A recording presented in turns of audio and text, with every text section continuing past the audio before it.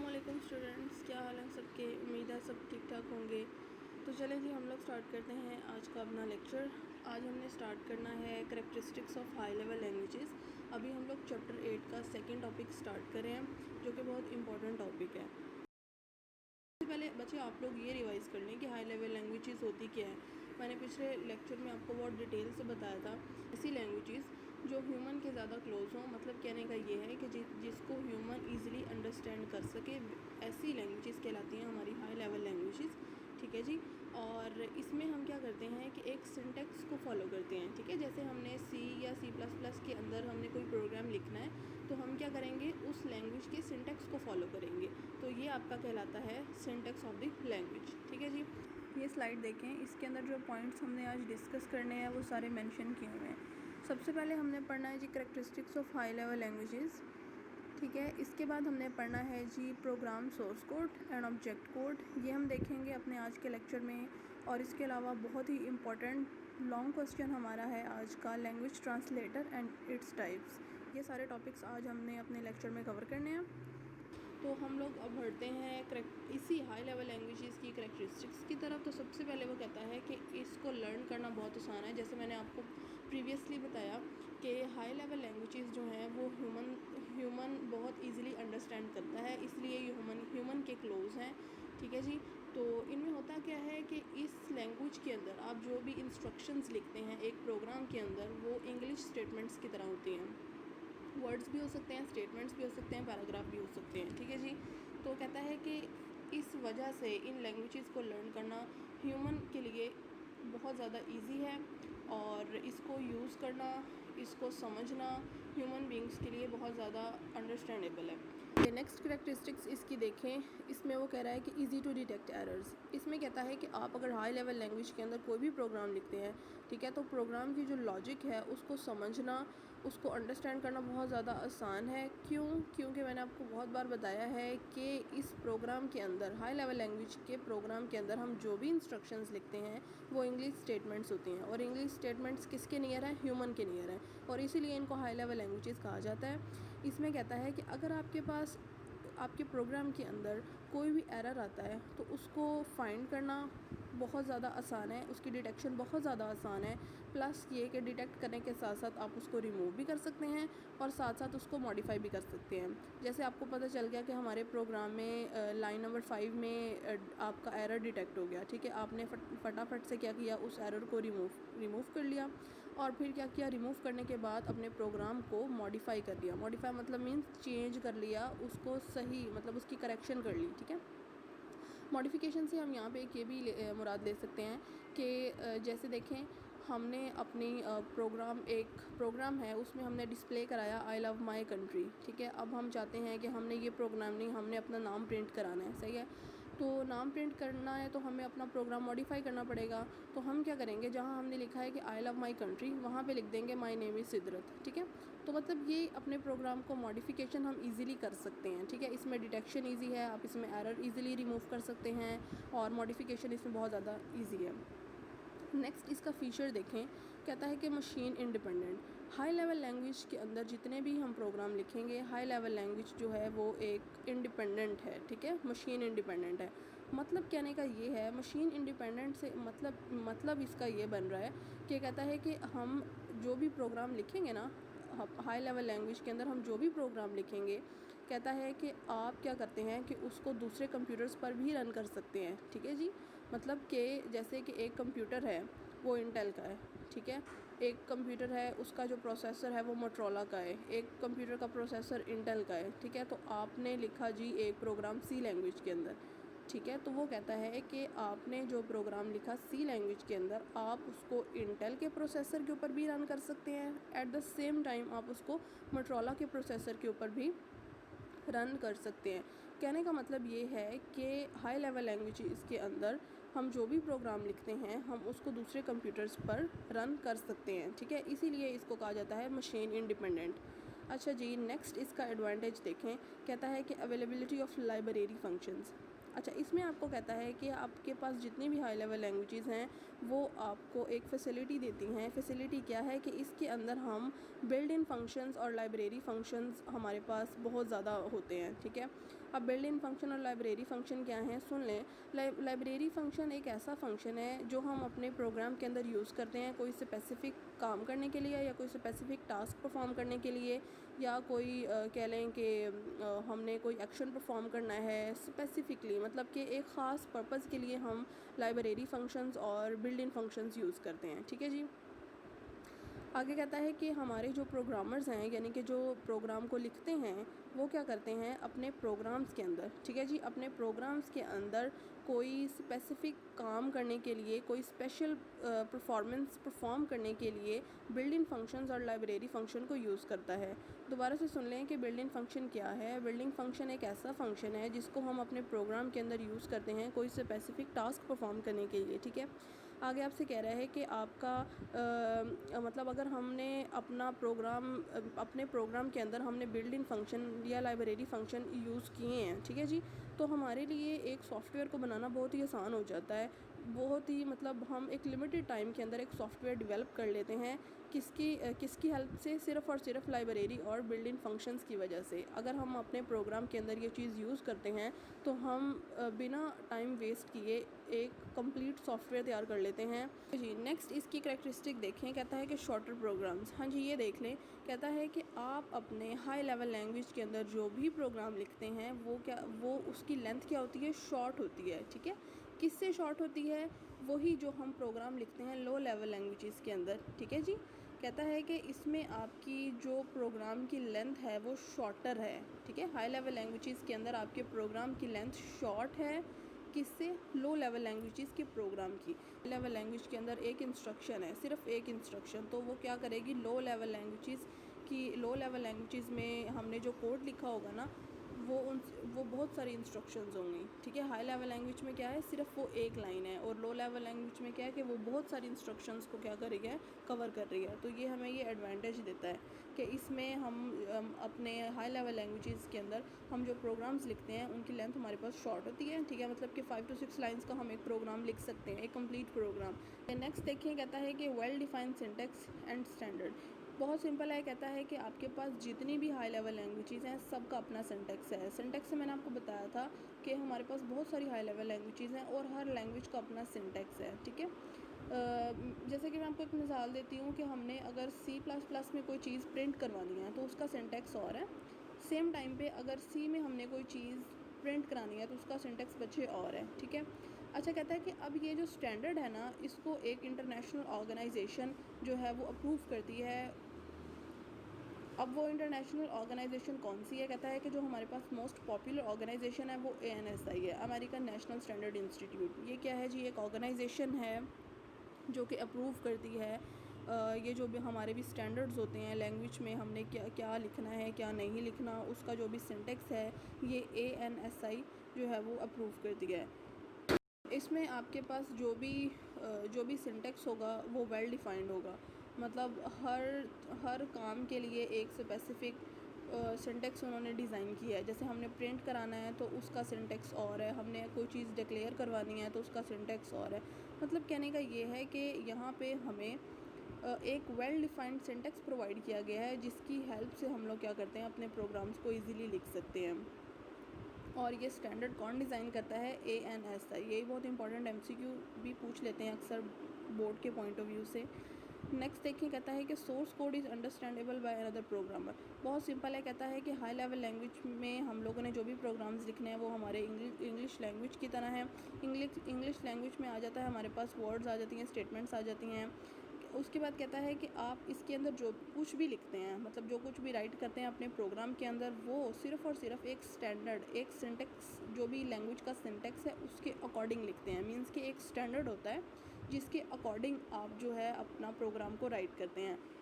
और फिर कहता है कि आपके पास जैसे कि मैंने एक प्रोग्राम लिखा, ठीक है, और मैं चाहती हूँ कि आप मेरे प्रोग्राम को समझें, ठीक है। तो हाई लेवल लैंग्वेज के अंदर हमें ये भी फैसिलिटी है कि अगर मैं कोई प्रोग्राम लिखती हूँ तो आप मेरे प्रोग्राम को ईज़िली समझ सकते हैं।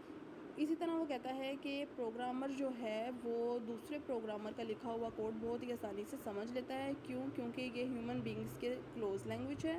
ह्यूमंस इसको इजीली अंडरस्टैंड करते हैं। अपने अकॉर्डिंग जो है, सिंटेक्स के अकॉर्डिंग जो एक स्टैंडर्ड प्रोवाइड किया गया है उसके अकॉर्डिंग जो है प्रोग्राम को लिखते हैं। तो हाई लेवल लैंग्वेजेस की बहुत सारी करैक्टरिस्टिक्स हैं। इसको लर्न करना बहुत आसान है। अगर एक दफ़ा इसकी डिटेक्शन कर ली जाए तो आप उसको रिमूव कर लेते हैं और फिर आप उस प्रोग्राम को मॉडिफाई भी कर लेते हैं। सबसे बड़ी फैसिलिटी ये है कि ये मशीन इंडिपेंडेंट है। मशीन इंडिपेंडेंट के साथ साथ ये हमें बहुत ही शॉर्ट टाइम के अंदर हम एक सॉफ्टवेयर डेवलप कर सकते हैं यूजिंग बिल्ट इन फंक्शंस और लाइब्रेरी फंक्शंस। फिर कहता है कि इसकी फैसिलिटी एक ये भी है कि इसके अंदर हम लोग अपने प्रोग्राम्स को like 3 to 4 lines, 5 to 6 lines में हमारा एक सॉफ्टवेयर जो है, हमारा एक प्रोग्राम, शॉर्ट प्रोग्राम जो है वो कंप्लीट हो जाता है। इसके अलावा ये हमें सिंटेक्स प्रोवाइड करता है। हर लैंग्वेज का अपना एक स्टैंडर्ड है। वो स्टैंडर्ड कौन डिज़ाइन कर रहा है? ANSI अप्रूव करता है। ठीक है जी। उसके बाद आपसे कह रहा है कि जो भी आपने कोई सोर्स कोड लिखा है तो वो दूसरा प्रोग्रामर जो है वो उसको इजीली अंडरस्टैंड कर लेगा। ये सारी इसकी मेजर करैक्टरिस्टिक्स हैं। नेक्स्ट आपसे कहता है कि आप लोगों ने डिफरेंशिएट करना है जी प्रोग्राम सोर्स कोड और प्रोग्राम ऑब्जेक्ट कोड। अच्छा, यहाँ पे सिर्फ़ और सिर्फ एक चीज़ का डिफरेंस है इन दोनों डेफिनेशंस के अंदर। सिर्फ़ और सिर्फ एक चीज़ का डिफरेंस है। आपका जो भी प्रोग्राम है, ठीक है, प्रोग्राम के अंदर आपने जो इंस्ट्रक्शंस लिखी हैं, अगर तो आपने हाई लेवल लैंग्वेज के सारे रूल्स को फॉलो करते हुए वो लिखा है, मींस के हाई लेवल लैंग्वेज का अगर आपने सिंटेक्स फॉलो किया है और उस सिंटेक्स को फॉलो करते हुए आपने अपने प्रोग्राम्स के अंदर सारी इंस्ट्रक्शंस राइट की हैं, ठीक है, तो ऐसा आपका जो प्रोग्राम होगा वो आपका सोर्स कोड कहलाएगा। ठीक है, दोबारा सुन लें। कह रहा है कि आपके हाई लेवल लैंग्वेजेस जो हैं उसके अंदर आपने अगर तो सिंटेक्स को फॉलो किया है और सिंटेक्स को फॉलो करते हुए आपने इंस्ट्रक्शंस को लिखा है, ठीक है, तो आपका ऐसा प्रोग्राम कहलाएगा सोर्स कोड। सोर्स कोड में आखिर हम लिखते क्या हैं? लाइक इंग्लिश स्टेटमेंट्स, वही वर्ड्स लिख लिया। अब सोर्स कोड हमारा क्या है जी? इंग्लिश स्टेटमेंट्स, वही वर्ड, स्टेटमेंट्स, पैराग्राफ, ठीक है। लेकिन यहाँ पे वही बात आ गई, कंप्यूटर सिर्फ़ और सिर्फ समझता है ओनली मशीन कोड, मींस के 0-1 बाइनरी फॉर्म समझता है कंप्यूटर। ठीक है जी। अब यहाँ पे देखें कि ऑब्जेक्ट कोड का क्या काम है।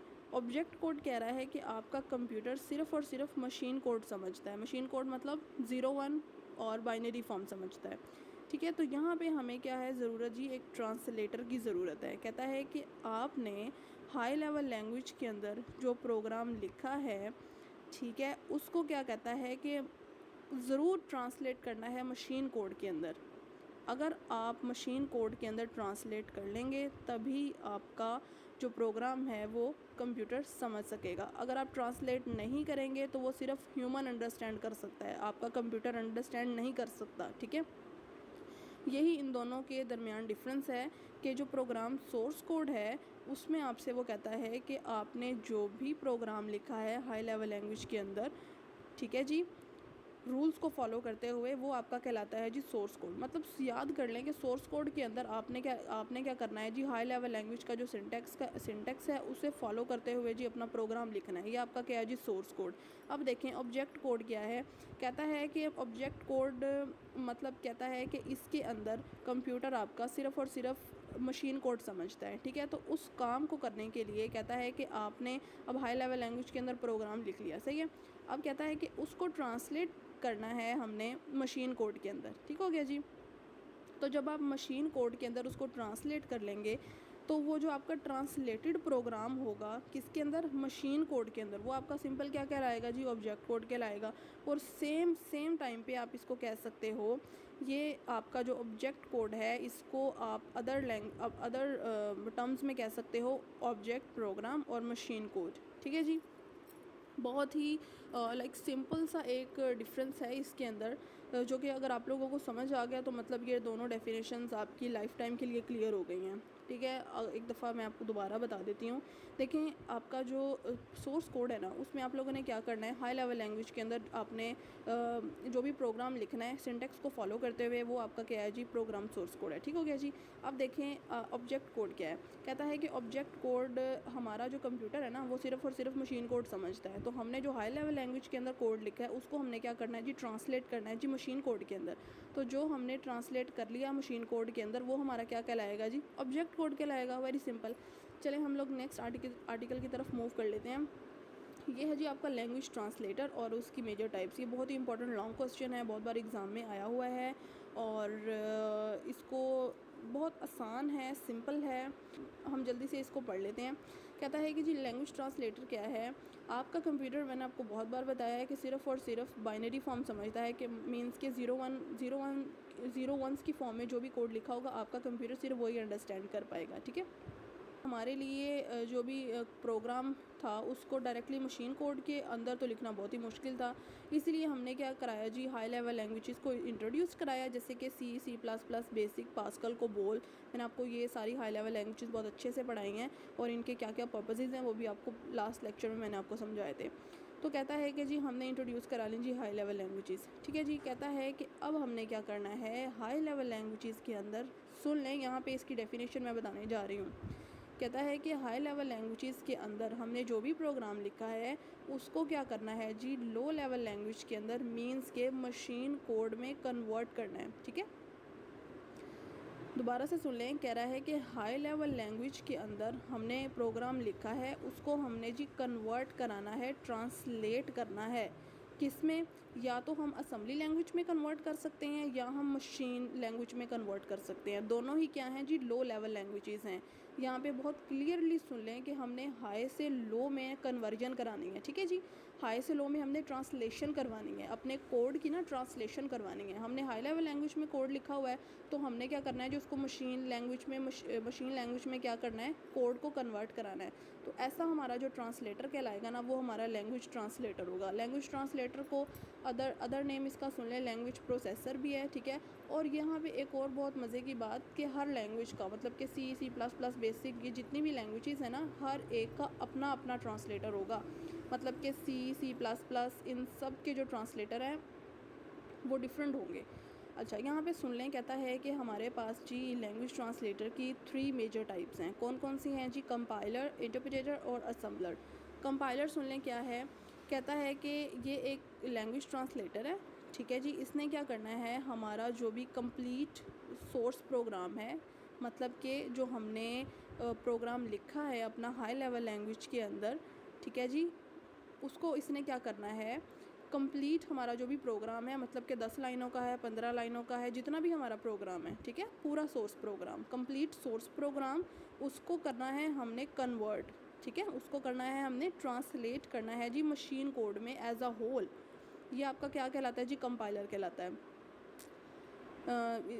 यहाँ मैं आपको एक्सप्लेन करती हूँ। यहाँ पे वो कहता है कि लैंग्वेज ट्रांसलेटर का क्या काम है कि आपका सोर्स कोड, ठीक है, कन्वर्ट कराना है हमने जी मशीन कोड के अंदर। मतलब वही, कहने का मतलब वही है कि हमने हाई लेवल लैंग्वेज को कन्वर्ट कराना है जी लो लेवल लैंग्वेज के अंदर। बस वो टर्म्स थोड़ी सी चेंज कर रहा है। इधर क्या कर रहा है कि हमने कंप्लीट सोर्स प्रोग्राम को हमने ट्रांसलेट करवाना है जी मशीन कोड के अंदर। ठीक है। एज अ होल मतलब कि अगर हमारा 10 लाइनों का प्रोग्राम है या 12 लाइनों का प्रोग्राम है, तो हमने पूरे प्रोग्राम को एक दफ़ा ही कन्वर्ट कराना है हाई लेवल लैंग्वेजेस से मशीन लैंग्वेज में। ठीक है जी।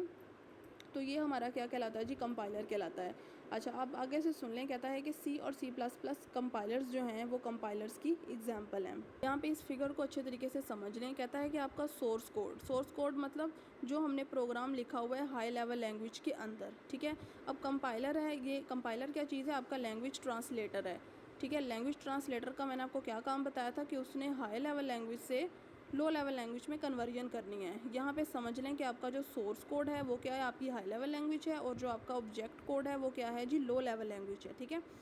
तो हमने कंपाइलर को इंट्रोड्यूस कराने का मतलब ही यही था कि इसने क्या करना है, सोर्स कोड को कन्वर्ट करना है जी ऑब्जेक्ट कोड के अंदर। ठीक है। तो अब आपको फिगर से बहुत ज़्यादा क्लियर हो गया होगा कि किस तरह से कन्वर्जन होती है। ठीक है, सबसे पहले जो आपका सोर्स कोड है ना, मतलब हाई लेवल लैंग्वेज के अंदर आपने जो प्रोग्राम लिखा हुआ है वो आपका कहलाता है जी सोर्स कोड। ठीक है, अच्छा, अब सोर्स कोड को हमने जी कन्वर्ट कराना है जी ऑब्जेक्ट कोड के अंदर। तो उसके लिए हमें किस किस चीज़ की ज़रूरत है?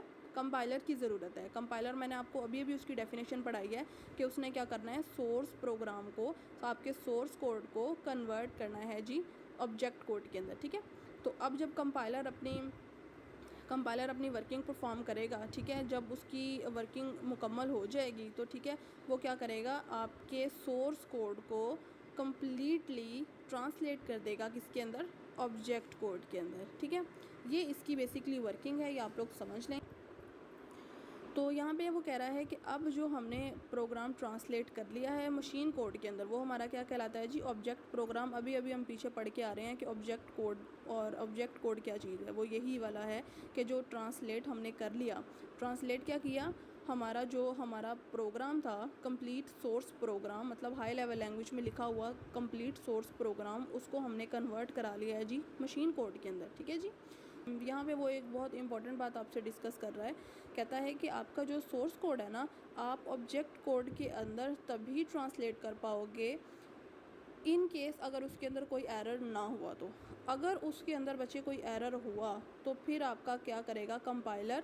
आपको जब वो कंपाइल कर लेगा सारा आपका जो प्रोग्राम है, तो फिर आपको एट द एंड जब वो पूरी कंपाइलेशन कर लेगा ना, मतलब कि अगर 10 लाइन का प्रोग्राम्स है तो वो एज अ होल उसको कंपाइल करेगा। ठीक है, कंपाइल करने के बाद अगर उसके अंदर कोई एरर हुआ तो सबसे पहले वो क्या करेगा, आपको at the end of compilation आपको क्या करेगा, एरर जनरेट करेगा कि इस लाइन में जी आपका एरर है।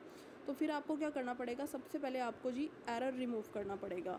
एरर रिमूव करोगे तो ही आपका जो सोर्स प्रोग्राम है वो आप कन्वर्ट कर सकते हो जी ऑब्जेक्ट कोड के अंदर। ठीक है, और फिर अगर कहता है कि अगर आप लोगों का जी एरर हुआ और अगर आप लोग फिर भी चाहते हैं कि एरर के साथ आप लोग कंपाइलेशन करें अपने सोर्स कोड की, तो फिर ये नामुमकिन है।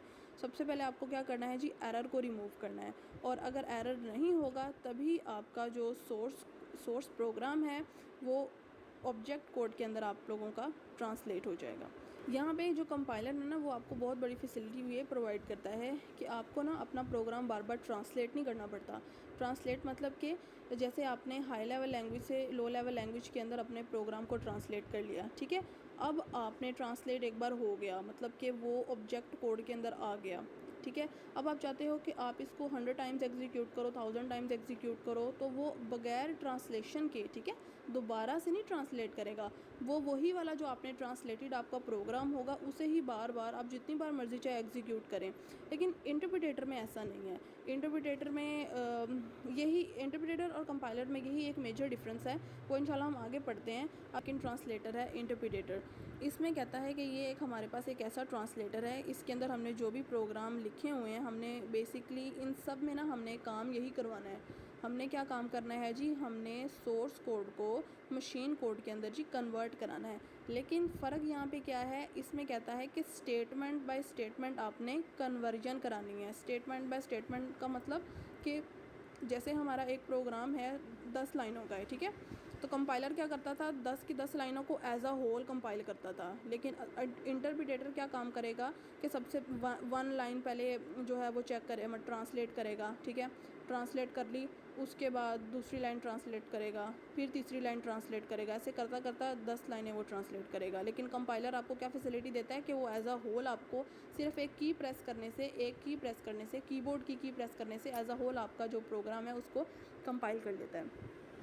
हम पढ़े हैं जी इंटरप्रिटेटर। इसमें कहता है कि हमारा जो सोर्स कोड है हमने उसको मशीन कोड में कन्वर्ट कराना है स्टेटमेंट बाय स्टेटमेंट। ये आपका क्या कहलाता है, इंटरप्रिटेटर कहलाता है। अच्छा, इसमें कहता है कि आपका जो सोर्स प्रोग्राम है उसको जब मशीन कोड में कन्वर्ट करेगा ना स्टेटमेंट बाय स्टेटमेंट, सबसे पहले क्या करेगा, उसको ट्रांसलेट करेगा, एग्जीक्यूट करेगा फ़ौरन एग्जीक्यूट करके अपना काम ख़त्म करेगा। काम ख़त्म करने के बाद फिर उसने नेक्स्ट लाइन की तरफ मूव करना है, और नेक्स्ट लाइन पे भी उसने यही करना है कि पहले जी आपका जो सोर्स प्रोग्राम है उसको कन्वर्ट करेगा मशीन कोड के अंदर, फिर उसको एग्जीक्यूट करेगा और फिर उसने थर्ड लाइन की तरफ जाना है। मतलब हर लाइन पे अपना काम ख़त्म कर रहा है वो। ठीक है, तो देखें इस तरह कहता है कि अगर आपके पास कोई एरर आ जाए, किसी भी स्टेटमेंट के अंदर कोई एरर आ जाए, तो तो आपका इंटरप्रेटर क्या करेगा, उसको मतलब आपका जो ट्रांसलेटिंग प्रोसेस होगा उसको ख़त्म कर देगा। मतलब जैसे कि अगर लाइन नंबर 2 पे एरर आ जाए, ठीक है, तो आपका प्रोग्राम वहीं पे स्टॉप हो जाना है। मतलब आगे वाली जो लाइंस है ना 3 4 5 टू ऑनवर्ड 10, उनको नहीं उसने छेड़ना। अगर लाइन नंबर 1 पे ही एरर आ जाए तो फिर वहीं पे स्टॉप। उसके बाद आपको दोबारा से उसको क्या करना पड़ेगा, दोबारा से ट्रांसलेशन करनी पड़ेगी। ट्रांसलेशन करने के बाद एग्जीक्यूशन करनी पड़ेगी, फिर पता चलेगा जी एरर है कि नहीं है, ठीक है। और फिर आपको जी ज़ाहिर है मैसेज आएगा आपकी स्क्रीन के ऊपर कि आपका फ़लानी लाइन के अंदर एरर है। कहता है कि इंटरप्रेटर प्रोग्राम में हमारे पास GW बेसिक क्या है, इसकी एग्जांपल है। अब देखें कि यहाँ पे हम लोग देख रहे हैं जी एडवांटेजेस और डिसएडवांटेजेस इसके इंटरप्रेटर के। सबसे पहले तो कहता है कि ये बहुत ही टाइम कंज्यूमिंग प्रोसेस है, ट्रांसलेशन का बहुत ही ज़्यादा टाइम कंज्यूमिंग प्रोसेस है, इस वजह से कि एक एक लाइन को ये क्या करता है, एग्जीक्यूट करता है। एक एक लाइन को इसने पहले ट्रांसलेट करना है, फिर एग्जीक्यूट करना है, फिर एरर फाइंड करना है। अगर तो एरर ना हुआ फिर इसने नेक्स्ट लाइन की तरफ मूव करना है। तो ये हमारा बहुत टाइम मतलब लेता है, ठीक है। जबकि कंपाइलर ऐसा नहीं है, उसने क्या करना है कि अगर आपके पास 100 लाइन का प्रोग्राम लिखा हुआ है तो उसने एज अ होल मतलब कि 5 मिनट लेने हैं, ठीक है, और 5 मिनट में सारी लाइंस को एग्जीक्यूट भी करना है, ट्रांसलेट भी करना है। और अगर कोई एरर हुआ तो वो एरर जमा करता जाएगा और एट द एंड आपको एक एरर मतलब आपको एक मैसेज डिस्प्ले कर देगा कि आपका लाइन नंबर जैसे कि 3 64 39 इस लाइन में आपका एरर है। तो जब आप उस लाइन पे क्लिक करोगे तो आपको पता चल जाएगा मेरा क्या एरर है, और जाके आप फ़ौरन से उसको क्या करोगे, रिज़ॉल्व कर लोगे। तो कंपाइलर बेस्ट है। आगे आपसे कहता है कि देख लें आगे, इसने स्टेटमेंट को क्या है जी 1 बाय 1 एग्जीक्यूट कराना है। 1 बाय 1 मतलब वही कि पहले एक को कराएगा, फिर दूसरी को, फिर तीसरी को, पहले ट्रांसलेट करेगा, फिर एग्जीक्यूट करेगा, फिर एरर ढूंढेगा। तो इसमें ये भी कहता है कि देखिए ना, अगर आप अपना प्रोग्राम जो है वो रन कर रहे हैं, ठीक है, और सोर्स आपका जो कोड है, सोर्स कोड आपको बार बार ट्रांसलेट करना पड़ रहा है, तो इस पर्पज़ के लिए क्या है कि जो इंटरप्रेटर इटसेल्फ ट्रांसलेटर है वो हर वक्त आपके कंप्यूटर में नहीं होगा तो आपका प्रोग्राम नहीं चलेगा, ना उसने ट्रांसलेशन करनी है, तो फ़ायदा नहीं है। इंटरप्रेटर जब हमारे कंप्यूटर में होगा, एक तो वो हमारी मेमोरी लेगा, ऊपर से ये लाइन बाय लाइन स्टेटमेंट्स को एग्जीक्यूट करता है, तो ये एक हेक्टिक और बहुत ही टाइम टेकिंग प्रोसेस है। नेक्स्ट आप लोग देख लें, लास्ट इसका रह गया है ट्रांसलेटर असम्बलर। बच्चे मैंने आपको जब पढ़ाया था ना लो लेवल लैंग्वेजेस, तब मैंने आपको मशीन लैंग्वेज और असेंबली लैंग्वेज पढ़ाई थी। तो मैंने आपको बताया था कि हम असेंबली लैंग्वेज के अंदर जो भी प्रोग्राम लिखते हैं उसके लिए हमें एक ट्रांसलेटर की ज़रूरत पड़ती है। वो ट्रांसलेटर कौन है जी, असम्बलर है। तो इसकी डेफिनेशन बहुत सिंपल है, कहता है कि ऐसे प्रोग्राम जो हमने असेंबली लैंग्वेज के अंदर लिखे हुए हैं ना, उसको ट्रांसलेट करने के लिए, उसको मशीन लैंग्वेज में ट्रांसलेट करने के लिए जो सॉफ्टवेयर हमें चाहिए, जो हमें लैंग्वेज ट्रांसलेटर चाहिए, वो क्या है जी, असम्बलर है। बहुत सिंपल है, इस काम इसका भी वही है कि असेंबली लैंग्वेज में जो प्रोग्राम लिखे हैं ना उसको कन्वर्ट कराना है जी मशीन कोड के अंदर, ठीक है। जैसे कि हाँ, मैंने आपको बहुत क्लियरली पहले बताया है कि आपका जो कंप्यूटर है वो सिर्फ़ और सिर्फ बाइनरी फॉर्म समझता है, मतलब 0 1 फॉर्म समझता है, ठीक है। तो असेंबली लैंग्वेज में लिखा हुआ प्रोग्राम भी हम कंप्यूटर की फैसिलिटी के लिए क्या करेंगे, सबसे पहले उसको ट्रांसलेट करेंगे मशीन कोड के अंदर। जब हमने मशीन कोड के अंदर ट्रांसलेट कर लिया तो फिर हमारा कंप्यूटर उसको क्या करेगा, ईजिली अंडरस्टैंड कर सकेगा। अच्छा स्टूडेंट्स, यहाँ पे ये वाली जो स्लाइड है इसके अंदर आपको सारे जो इससे रिलेटेड, इस टॉपिक से रिलेटेड जो आज हमने डिस्कस किया है उस सब से रिलेटेड शॉर्ट क्वेश्चन और लॉन्ग क्वेश्चन आपको बताए गए हैं। ये शॉर्ट क्वेश्चन बहुत इंपॉर्टेंट हैं और बोर्ड के पॉइंट ऑफ व्यू से ये अक्सर एग्ज़ाम में आ जाते होते हैं। सबसे पहले वो आपसे कहेगा कि जी डिफ्रेंशिएट करें सोर्स कोड के अंदर और ऑब्जेक्ट कोड के अंदर। तो हमने ये बहुत ही डिटेल में डिस्कस किया है कि ऐसे जो हमारे प्रोग्राम, हमने जो हाई लेवल लैंग्वेज के अंदर हमने जो भी प्रोग्राम लिखे हैं ना रूल्स को फॉलो करते हुए, वो हमारा सिंपल क्या है जी, सोर्स कोड है। और ऑब्जेक्ट कोड क्या है जी, कि कंप्यूटर सिर्फ़ और सिर्फ बाइनरी फॉर्म समझता है। तो हमने क्या करना है, जो हमारे हाई लेवल लैंग्वेज के अंदर मतलब सोर्स प्रोग्राम के अंदर जो भी हमने अपना प्रोग्राम लिखा है, ठीक है, हाई लेवल लैंग्वेज के अंदर हमने जो भी अपना प्रोग्राम लिखा है उसको कन्वर्ट कराना है मशीन कोड के अंदर। तो जब वो ट्रांसलेट हो जाएगा तो वो आपका क्या कहलाएगा जी, सिंपल ऑब्जेक्ट कोड, ठीक है जी। अच्छा, उसके बाद आपसे कहेगा कि हाई लेवल लैंग्वेज की कुछ करेक्टरिस्टिक्स बता दें। आगे आपसे कहेगा कि भी एनी टू, तो आप लोग जो सिंपल आपको लगे ना, जैसे कि easy to learn, easy to detect errors, simple जो छोटी छोटी हैं, मतलब जो आप इजीली भी याद कर सकें, तो वो 2 आपने उठा के लिख देनी है।